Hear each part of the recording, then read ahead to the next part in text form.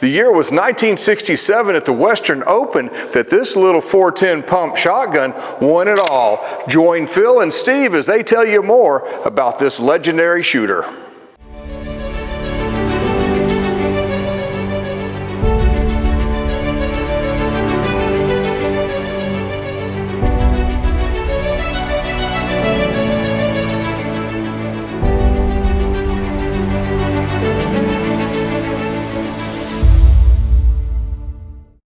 Well, thank you, Matt. I'm Steve Ellinger, and with me here is Phil Murray, and we're going to show you today one of the most amazing Winchester Model 42 410 shotguns that was used by clay target legend Ken Barnes. Phil, tell us about that. You were a part of all that era. Tell us about it. Yeah, I actually was at the shoot. I wasn't shooting with the squad, but this is in 1967.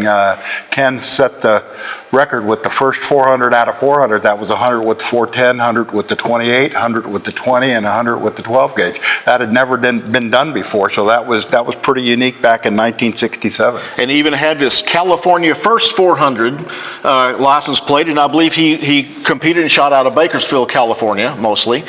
But what's unique about this gun right here is that it is the gun that most people used for the skeet shooting back at that time. A Winchester Model 42. It's a pump action shotgun, and I believe, were they shooting low gun at that time? No, that way the gun was up. It was still gun, yeah. But it's still a pump gun. Absolutely. And to shoot a 400 by 400 with a 410 shotgun from a pump gun, even at that, was difficult. What were some of the obstacles that you had to overcome to get to a 400 by 400? Well, the main thing was just breaking 100 with the 410. Back in those days, the numbers of hundreds that had been shot with the 410 were kept track in the skeet shooting review, like 15 in the history of the game. So, to break 100 with the 410 and break 300 with the other guns was an incredible accomplishment. Obviously, recoil was not a problem, but when you're shooting a pump gun, and I don't shoot a lot of pump gun, how do you get a consistent swing and follow through with a pump gun when you're pumping that gun on doubles? Well, it takes practice, but Kenny was one of these type of guys that he shot the 28 gauge, 20 gauge, and 12 gauge with a pump gun, and he controlled it. He knew how to do it. His reflexes were great, and he knew how to pump a gun like it was an automatic. Well, there weren't a lot of people there that are still around at this point that remember that, and you were there. So what was his reaction when he broke that 400 target? Oh, it was incredible. This is the first time it had ever been done, and he had some of the great shooters in the history of the sport watching him, and it was just one of those accomplishments that you only see once in a lifetime. Sure. Now I have visited with Ken a few times, and he had a matched set of Remington shotguns that he had perfectly weighted and matched in every gauge. Right. And was that a really important thing that he did, to have all those matched? He was still very proud of that when I spoke to him. Yeah, that's one of the things that even today is to have that weight equal, because if one is heavier than the other, it'll affect your swing. Now, these Winchester Model 42s are getting to be quite scarce and quite rare, and of course the field guns that you see, most of them are the 30-inch barrel, full choke. This one, of course, is skeet choke, but these are getting very rare, and I see a lot of people looking for these things, so I think it would be quite a neat thing to take it out there and shoot it sometime. Yeah, I've shot it before, and he actually had a couple of them, and one is a backup also. But these are a smooth shooting gun. A phone interview with Ken Barnes, Steve was able to find out more about his history. In 1962, one of my hunting friends who owned a bowling alley here in Bakersfield invited me. He said, "Would you like to go out and shoot skeet?" I said, "What's that?" He said, "They shoot clay targets." I said, "Well, I'd never done that before. Let's try that." So he took me out to the old Kern County Gun Club, which was down on a river here in Bakersfield below the college. And I was shooting my goose gun. I was shooting an 870 Remington with a 30-inch full choke. And I was a fair field shot, but I think I only broke them, I don't know, maybe 6 or 8 shots at the most that first round. I immediately went out and bought a Browning 12 gauge over and under.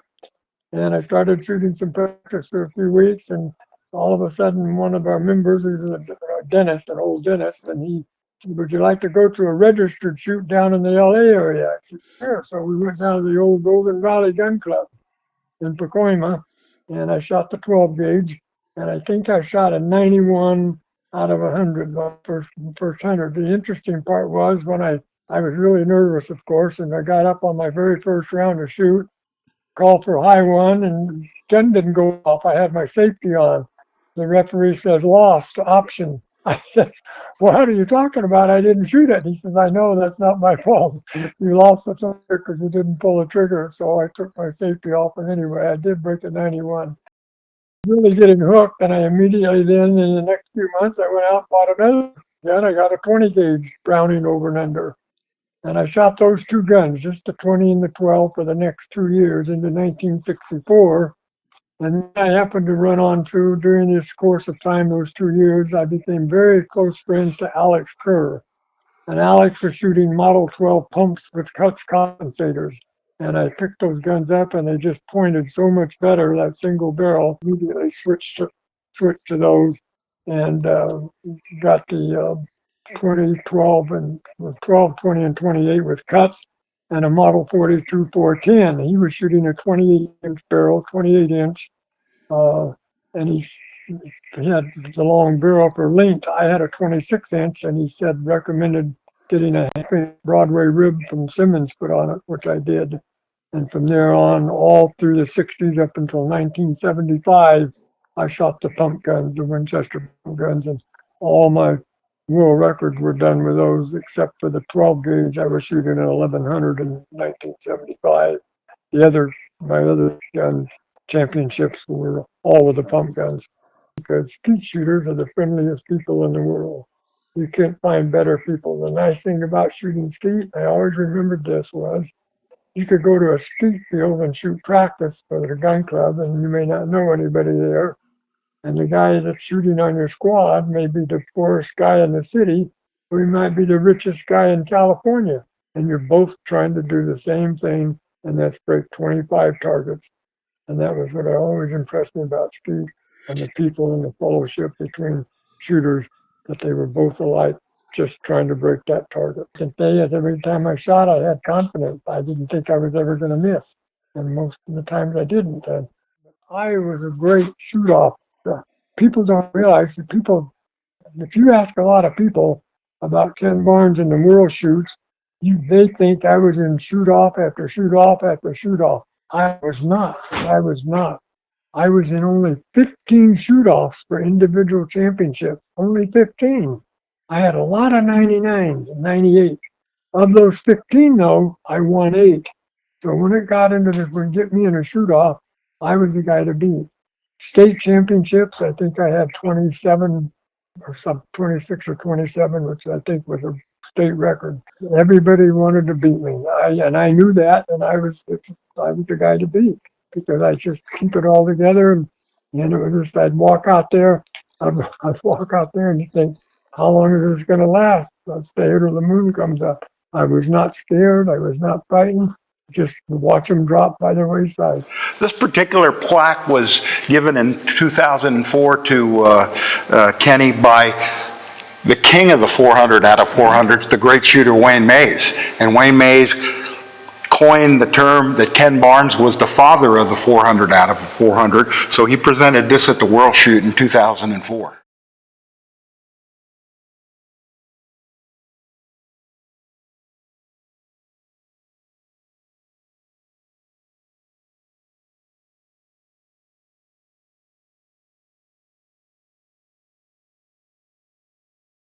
If you'd like to know more about this incredible shotgun and like to see it in person, you can do it right here at the Hal DuPont Museum in San Antonio. This has been Clay Target Legends. We ask that you hit that subscribe button and also visit our sponsors that make all of this possible to bring to you.